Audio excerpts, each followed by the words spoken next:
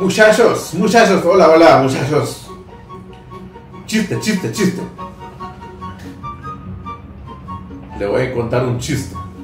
En un 14 de febrero, dos amigas fueron a comer en un restaurante. Al llegar allí en el lugar, vieron completamente lleno. La mayoría de las mesas estaban llenas con parejas. Una de ellas sacó su celular.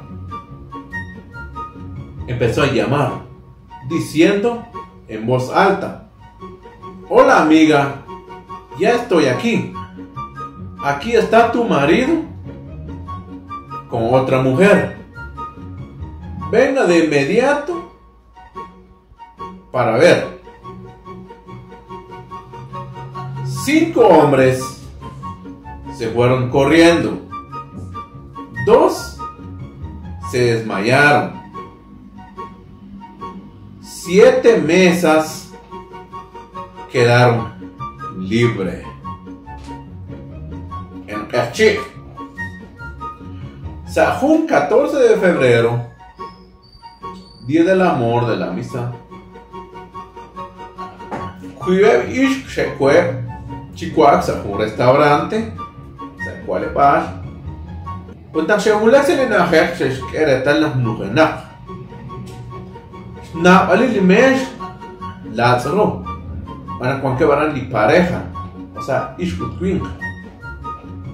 Un reban recibe el teléfono que o sea, que Chicago. Amiga, cuando llegan al restaurante, abanan kwai la pelo, la kawa chin, kwarikin, halan ishq. Kim chifun patre na tagil, chanre. O biquin she elik she koe, ut queer she lu aran, tashna. Cuoco chimesh cana libre, para disponible, para llamar.